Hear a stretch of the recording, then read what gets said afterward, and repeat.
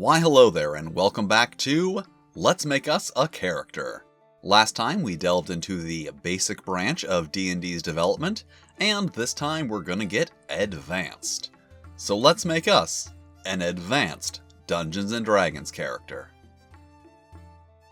Alright, so the first advanced feature here is that we have 4 different methods for generating our ability scores, and we are going to use method 1 because it requires the fewest rolls, which is rolling 4d6 and discarding the lowest result. So we have 13 strength, 11 intelligence, 12 wisdom, 17 dexterity, 15 constitution, and 14 charisma. Now we can assign these values wherever we want, and maybe I already did, with editing. Our racial options have been expanded and now include human, dwarf, elf, gnome, half-elf, half-orc, and halfling, some of which now provide racial ability score adjustments. And for classes we have cleric with the druid subclass, fighter with the paladin and ranger subclasses, magic user with the illusionist subclass, thief with the assassin subclass, and monk, most of which have a prime requisite that grants an experience bonus, and every class has requirements in order to take that class. There is also an optional bard class, which has the most requirements. Also, now the non-human races have minimum and maximum requirements for each ability score, and separate maximum strength levels for female characters, because this is not a game that arbitrarily places limits on female strength or male charisma.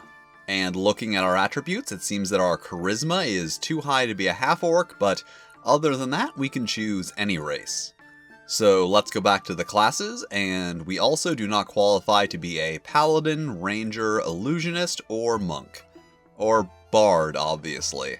So let's pick halfling for our race, which gives us a +1 bonus to dexterity and a -1 penalty to strength. And looking at our class options for halfling, we can be a fighter up to level 6, or a thief with no level limit, so let's go with thief. Okay, so as a halfling thief, let's go over what we get for being a halfling and what we get for being a thief. As a halfling, we get infravision and a base chance of detecting slopes, determining direction, and surprising enemies. And as long as we're here, let's just go ahead and determine our height and weight too. As a thief, we gain the ability to backstab opponents for a +4 bonus and double damage. We also get a set of thieving skills with the base success chance set by our level and modified by our race. And now let's move on to our ability scores. Our strength of 12 is not high enough to give us a bonus to our attacks or damage, but does give us a bonus to our carrying capacity and sets our chances of opening doors and bending bars or lifting grates. And now that we know how much we can carry, let's get some stuff to carry. And as a thief, we get 2d6 times 10 gold, so 50. So let's get some leather armor, which gives us an AC of 8, and is all we can wear actually. A sling for some David and Goliath action, a short sword because we are short, a set of thieves' tools, some sacks for all of the loot we're gonna steal, and some other adventuring essentials. Then we total up our encumbrance, and normally this would restrict our movement, but our bonus is enough to negate that, so our movement is 12 inches. I think. Honestly, the rules here are a little less than clear. Our intelligence is not high enough to grant any extra languages as a halfling, so we start knowing Common and our alignment language, plus Dwarven, Elven, Gnome, Goblin, Halfling, and Orcish for being a halfling, and Thieves' Cant for being a thief. Our Wisdom is not high enough to grant a bonus to saving throws, so we just get our base chances from our class and level, and we are not a cleric, so let's move on to Dexterity, which is our main thief attribute. Our very high dexterity gives us a 10% bonus to experience, a -4 AC adjustment, a +3 bonus to missile attacks, and some more bonuses to our thieving skills. And now that we have all of our attack modifiers, let's figure out our attacks.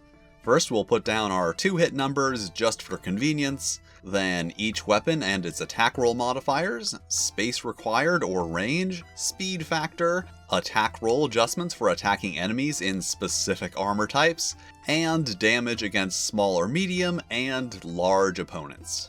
Advanced! Our Constitution gives us +1 hit point per hit die and sets our System Shock and Resurrection survival chances. And as a Thief, our hit die is a d6, so let's roll that, and 4 + 1 is 5. And as a Halfling, our Constitution also gives us a +4 bonus to saving throws versus wands, staves, rods, spells, and poison.